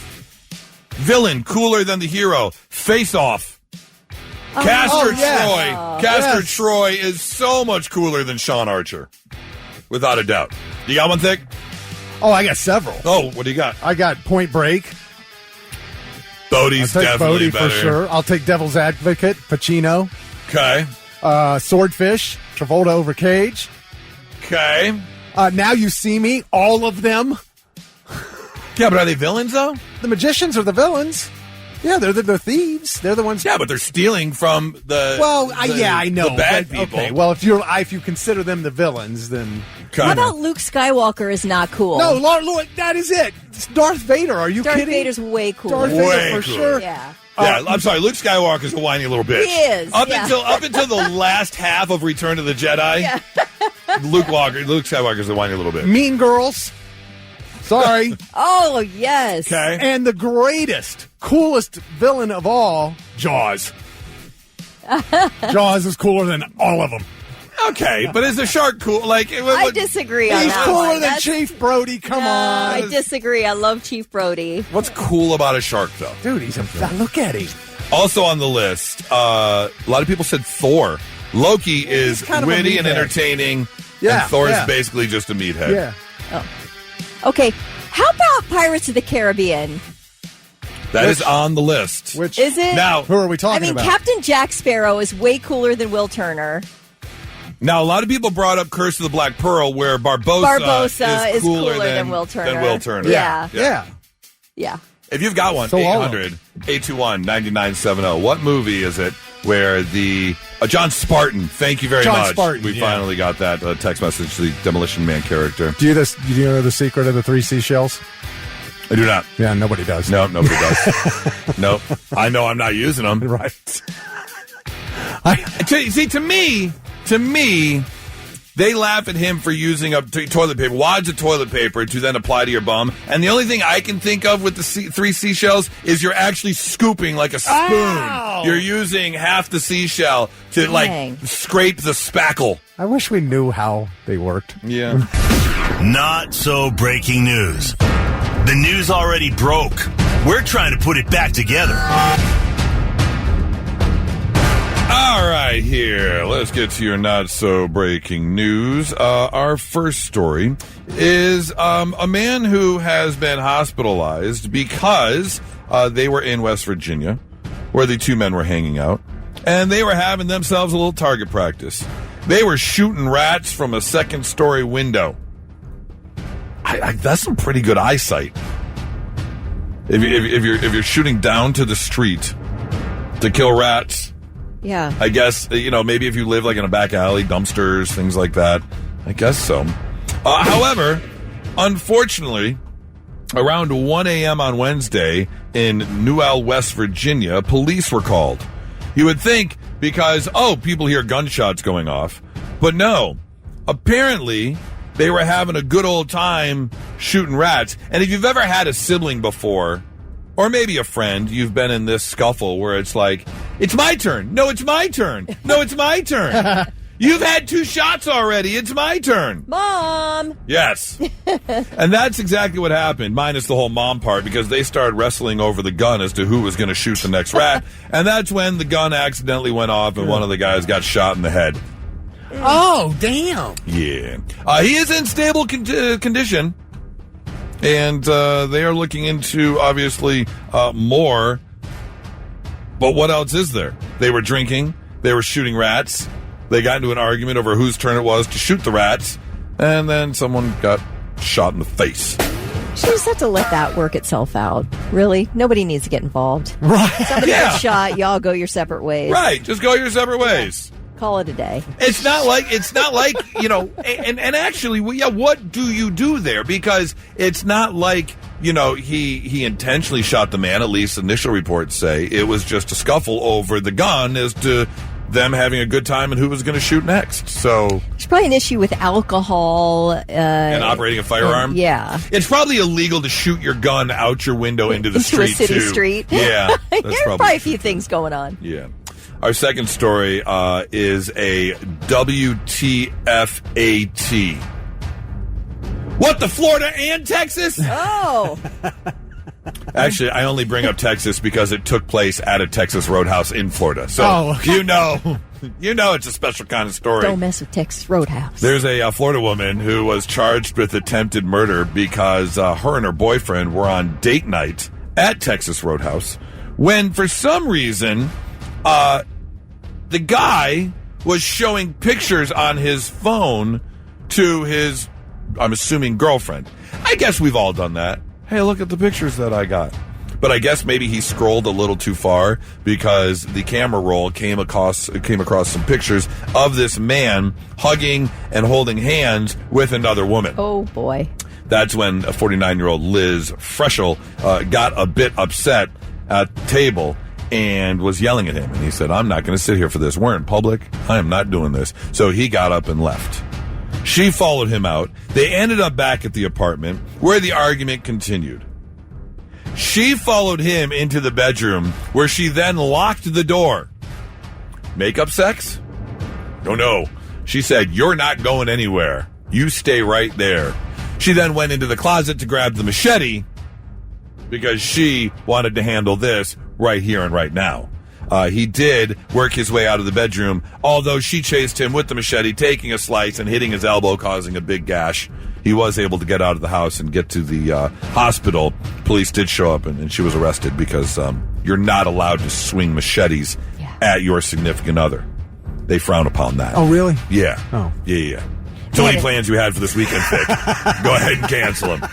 Not allowed. Don't do it. So don't go swinging your machete. Even if you think your man is cheating, don't go swinging machetes. Don't go swinging your machete. That's exactly it. Oh, boy. That's not so breaking news. It's a Wednesday, which means we have to get to Blitz Therapy, brought to you by Tri-State Men's Health. And we have an email here from Jessica, and I would venture to bet she is not the only person who is or has gone through something like this. Because Jessica writes, hey, you three. I've been dating my boyfriend for a little over 2 years, and over the past year, he and my dad have become really close. Of course, we spend weekends together. They've gone on guys' trips together. Sometimes on a Saturday or Sunday, he'll go over there and watch the Buckeyes or the Steelers play. I even joked that sometimes it feels like my boyfriend is dating my dad and not me. Problem is, I'm planning on ending things. Gonna get through Thanksgiving because they're doing the parents thing for Thanksgiving. But when you know, it just isn't it. Since he and my dad are tighter than ever, I know it's going to be a little messy and awkward. However, I'm a big girl and I can deal with that. But my question is, do I tell my dad first, give him a little heads up, or do I talk to my boyfriend and just let my dad find out afterwards? Now, I've never been in a relationship where it was, that close. Sure, I've had my mom who have liked certain girlfriends and not liked others, but never like a hangout sort of situation. And not anything where I had to worry about what my, mother was feeling. Kelly, for you? Not really. No, not at all, I would say. I haven't. But I would say, and in this case, in Jessica's case, I'd say talk to your dad first. He's going to be in your life forever. And he's obviously likes the guy you're dating. And just say, hey, Dad, here's where things are. And I just want to let you know. I'm planning on unloading this guy. But I know you guys are close. I just want to let you know first. That'll make him feel special. Yeah. You continue to have that dad in your life forever, right? So I'd say this is a chance to sort of nurture your dad relationship. And then you can, try to let the guy off easy. And if there's... Unless I can't imagine Jessica being some complete screw up, there's no scenario where dad is going to be like, all right, fine, well, I choose him. It's you never know. They might still remain friends. That's a possibility. Oh, that'll be awkward. Well, that's why you talk to the dad first. You say talk to the dad first. Work out the parameters. And how do you feel about, whatever, work it through with your dad. Does Jessica have the right to say, I understand how close you are, but, we're going to go our separate ways. You can't be bringing him back into the life. Well, that was she brought him in. She's allowed to be the one to take him out. That's Meet the Parents, where Owen Wilson comes back. He's still friends with the dad, and Owen Wilson comes back and makes the whole thing uncomfortable. Well, if they become friends, they're friends. What are you going to do? Just don't bring him around when she's there, I guess. No. You think it's okay for dad to hang out with ex-boyfriend behind her back? Well, that's silly. This is a parent. Yeah. This guy has his own group of friends. He doesn't need to be friends with your ex. Why do you have to go through Thanksgiving with him? So you're going to bring him over. He's going to be with his friend, your dad. You're going to have a nice Thanksgiving, and then you're going to tell him why even do that? I agree. A lot of people talk about getting through the holidays. Yeah, that's some people BS. do it. Some people do it for gifts. Some people do it because they don't want to go to holiday parties alone. Some people do it because there's too much going on. Let the guy go be with his family. That's a whole nother argument, though. I agree with you, but that's a whole nother argument. That's not even part of the discussion. So, 800-821-9970. Are you telling dad first, or are you just doing it and letting dad find out? I know a girl who was dating this guy for years, and her boyfriend and her dad bought a boat together, and then they broke up. Oh. And now your boyfriend owns a boat with your dad? Yeah. Oh. That's going to make things awkward. Doug brought up a good point, too, because this does happen a lot at the holidays. What if he pops the question at Thanksgiving? Yeah. In front of everyone. In front of everyone. Yeah. Let's see. Nathan says, I think everybody in the situation, she's just being an adult, and relationships are not dependent on other relationships. Every time, if the father and the boyfriend or ex-boyfriend or whatever are good friends, then they're just good friends. That's just how it has to be, and she's going to have to suck it up. I don't know if I agree. I disagree with that. I agree with that. All right, 800-821-9970. Blitz, hi, who's this? Hey, this is Chris. The only reason she would tell her dad first is because she wants somebody to talk her out of it. Oh. Okay. Which he might try to do. Hey, go ahead. If he's that close, he's a good guy. What's Just going on? Break it clean and let dad find out. Okay. All right. I think you might be onto something there. Thank you so much for the call, Chris. Appreciate it. Blitz, hi, who's this? Hey, this is Chris. How you doing today? Good, Chris. Break up, but you're close with the parent. Do you tell the parent first, or do you just do it and let the parent find out? From a dad standpoint, I think she goes ahead and tells the dad, hey, listen, just wanted to let you know this isn't working out. I'm thinking about breaking up with this guy. You guys are friends. Da-da-da, let that be that. But scenario number 2, imagine that he is an avid listener of your guys' show, And now he's thinking, like, oh, my gosh, I'm dating this Jessica chick. Is she breaking up with me? What is happening? Well, if you're dating a Jessica out there and you're close with her father, then, yeah, give us a call, please. I would love to know. If that's her real name. Yeah, I agree 100%. Let the dad know and then let it be. If it ain't supposed to be, it ain't supposed to be. All right. Well, I appreciate it, man. Thank you so much. I hope you have a great Thanksgiving. Ashley texted in. She needs to tell her dad, and if someone waits through the holidays to break up with someone, they still kind of love them.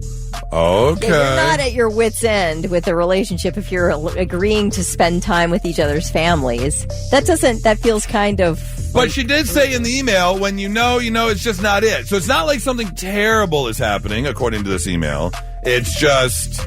Yeah, we can hang out for another few days. She knows he's not the one. Yeah. Right. But, Kelly, do you think some girls stay in through the holidays just to get the gifts and then get out? I mean, that's not something I've ever done. But you're a genuine good person. You don't think that happens? I'm saying I do think it happens. Oh, yeah, absolutely it happens. Well, that's just BS. I absolutely think that happens, for sure. Anthony says stop stringing the guy along. Right. Break it off before so he can go spend it with his family. Yes.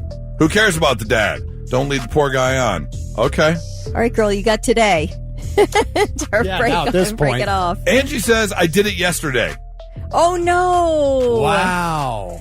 Oh, well, hope you're okay, Angie. Yeah, it's tough to do during the holidays, but I think you did the right thing, Angie. And now, all right, I'm listening. The 3 things you need to know before you go. A bit of an update on that missing Virginia high school football coach. We now know that 46-year-old Travis Turner is facing criminal charges related to possession of child pornography and using a computer to solicit a minor. That's according to Virginia State Police. Somehow he was tipped off last Thursday that investigators were headed to his house to question him, and he bolted. He hasn't been seen since. Meanwhile, his Union High School football team is on an undefeated run toward a championship title, now under the leadership of an assistant coach. Columbus police stepping up security at Easton for the holiday shopping period. They're calling the effort Operation Slay Crime. Wow. Let's make it fun. They were overrun by unruly teenagers. Officials say the program will run through December 28th and will include more uniformed and undercover officers in the shopping area. Police say they will also expand on their partnership with private security officers. Of course, Easton, the site of a large fight, including dozens of teenagers on November 8th. Easton expecting up to 2 million visitors in the month of December. The name's silly, but I do like what they're doing. Yeah. Delaware County Court of Common Pleas Judge James Shuck has been asked by the court's administrative judge to step away from his duties after being accused of pressuring an assistant prosecutor to have sex. Now, this is juicy, and it all kind of was exposed in court yesterday. This assistant prosecutor told a visiting judge that Judge Shuck forced her to engage in sexual acts back in May in the judge's chambers. She testified in court yesterday that the judge then bombarded her with tens of thousands of messages on her phone for months, pressuring her for sex. Meanwhile, she has got cases before this judge. All right? She then said Shuck showed up at her apartment last month where she let him in and let him sleep over. Oh. So wait a minute. We've got something to investigate here, but the court did grant her a protection order until a hearing on December 16th. So he cannot contact her at all. Bitch!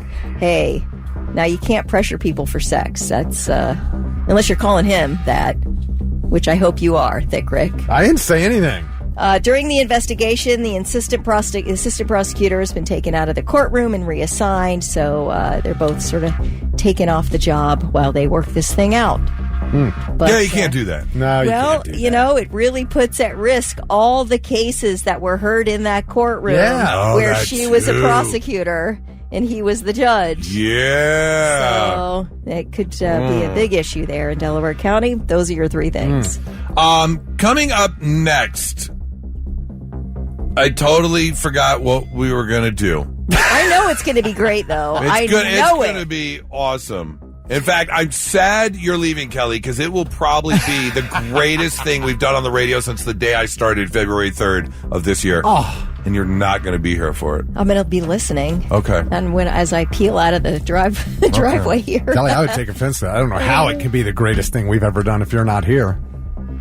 That's okay. I don't. Oh, there's that too. Yeah. I don't take offense. All right. Yeah, we'll get to something. I love you guys. I hope you have a great Thanksgiving. I hope you do too. What are you thankful for, Kelly? For you guys. Aww. I'm thankful. Tops of my list is Charlie. Of course, I love my job here. I love you guys. I've never been more thrilled in my life to work with someone as upstanding. No, that's not right. That definitely is not the word. No, that ain't it. Fun? Yes. Fun? Okay, I'll take fun. Oh, he's fun. I won't take upstanding. And I do feel like you bring out the best in Thick and myself. Thick and me. So thank you for being a great person. Thick Rick, I love you as always. Love you too. Eat lots and lots of good food, and I'll see you when I see you. If you get a chance, and if there is one, yes, or maybe let me put this out into the etherverse for Charlie. If you see a decent to good mental snap, get video and send it to us, please. I want to see Kelly just break. I don't know, maybe a dish across the wall or. Okay, here's the thing: is I never up to this point. I don't do it in public. This is not a violent. It's always moment. a private breakdown when I can be intimate. So I'll have to be responsible for hitting record. Okay, I'll try to remember. That was going to be my initial question. Please record it. Okay, but then I was saying put it out to Charlie to try and hold the phone under the armpit or something and get a video of it. Secretly record it. Happy Thanksgiving. Hey, real quick, we got a couple texts and email this morning, so I just want to try and be nice as possible. And Will texted in and said his boy Tristan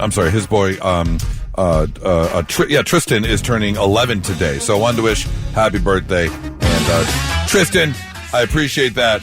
Will said that he said, Tristan, we're in Cardigan. Also, you're his favorite goose. So Tristan, yeah, you absolutely get a birthday shout out. I mean, if I'm your favorite, for sure. And then also have to say a happy birthday to... Oh, what is it? It's just quite the email here. There's wait, where'd it go? Where's his name? Oh, Zach. There we go.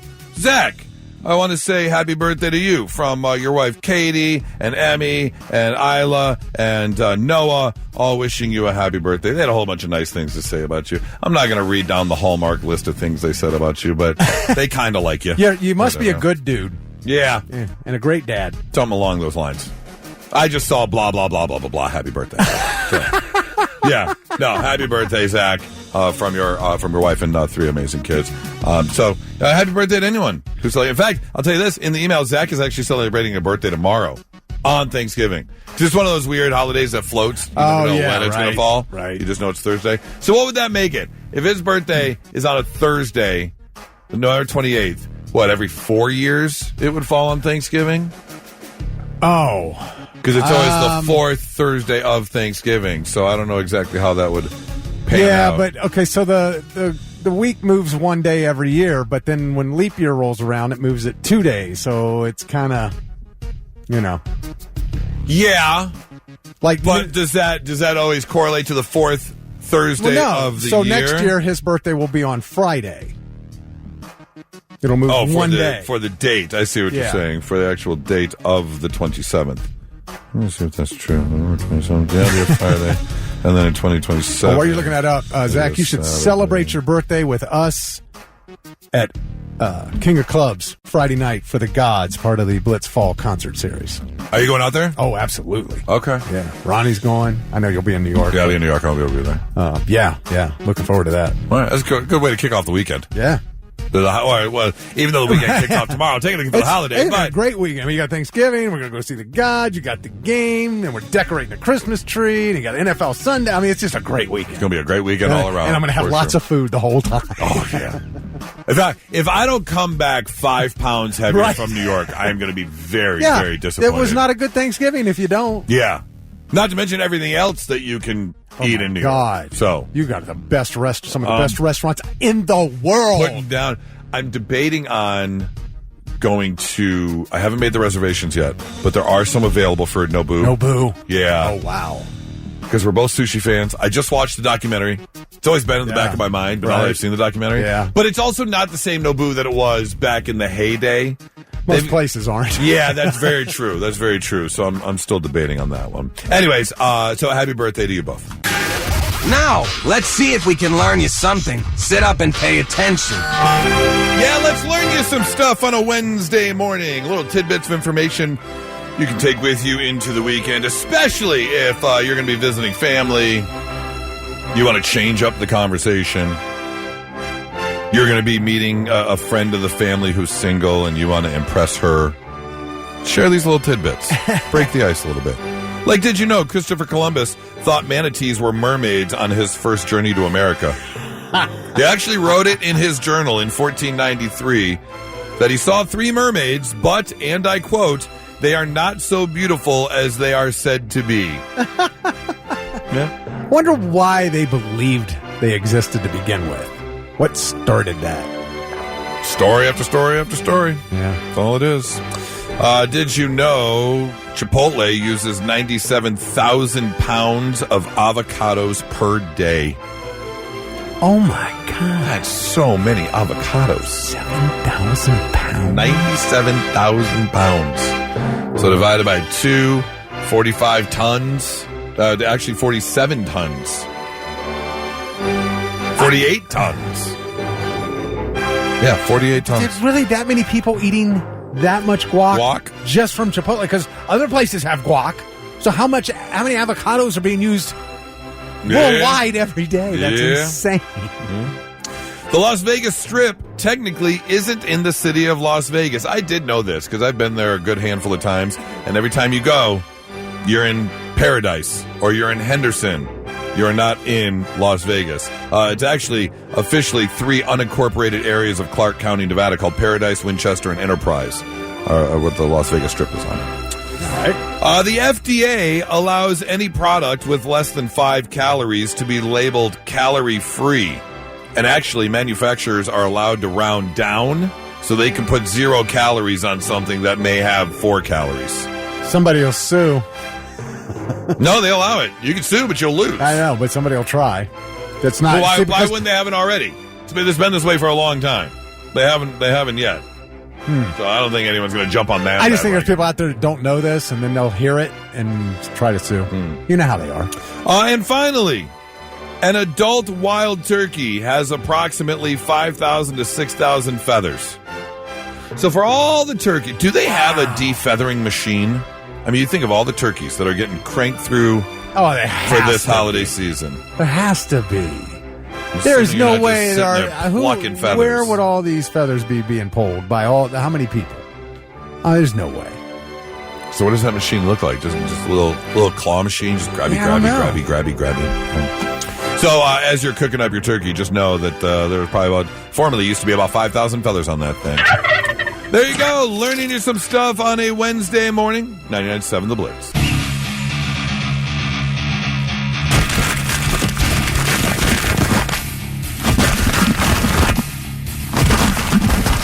Extra crumbles because we're not here for the next couple days. That's the show sheet. We're out of here for the weekend, for the holiday weekend. Thank you so much.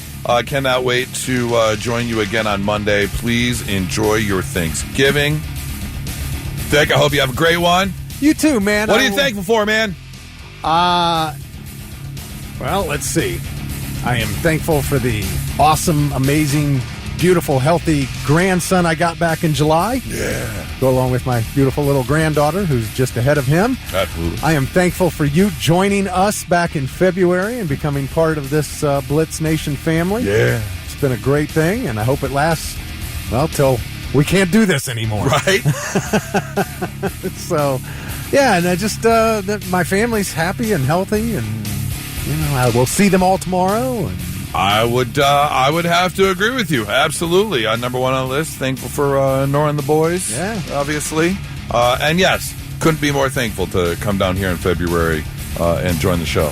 I am, will also say I am very thankful for a current 9-2 record for the youngest college team in all of college football through all the ups and downs.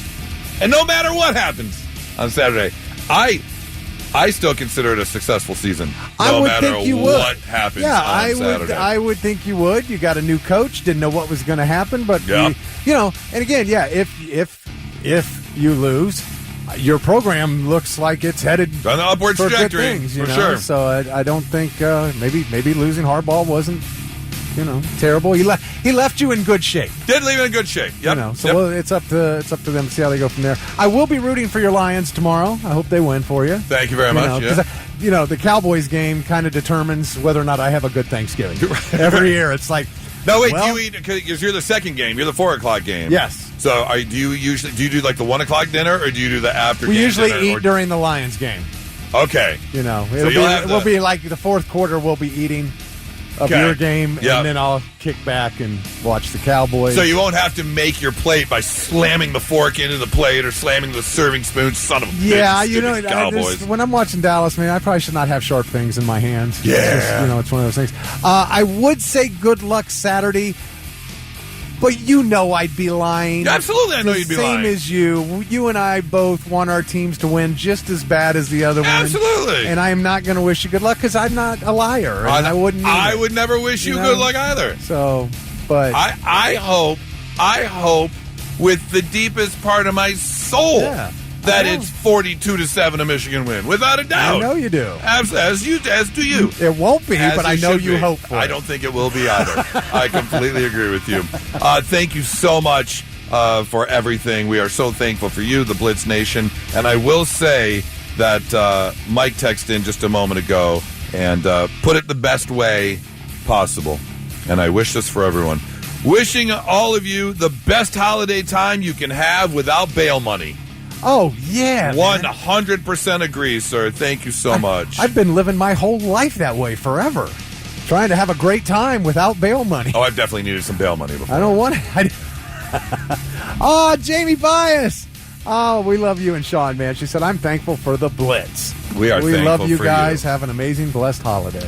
Thank you so much. That's the MF and Biases right there. Happy Thanksgiving. We will talk to you on a Monday morning. It's 99.7 The Blitz. This Thanksgiving, give thanks to the musical gods of metal with Rocksgiving. We've stuffed this turkey with your favorite Thanksgiving hits. Limp Bizkit. I did it all for the turkey, so you can take that stuffing and stick it up your bird. Stick it up your bird. Stick it up your bird. Stick it up your bird. Corn. Someone took my turkey leg, left only a thigh for me. Now I'm gonna be hungry. Someone took my turkey leg. And rage against the machine. We're hosting Thanksgiving here. Watching football and drinking beer. We're hosting Thanksgiving here. Making turkey disappear. We're hosting Thanksgiving here. Wish my in-laws weren't so near. We're hosting Thanksgiving here. I'm thankful it's just once a year. The Pilgrims didn't land at Plymouth Easy Listening. They landed at Plymouth Rock. And so can you with Rocksgiving. Available now.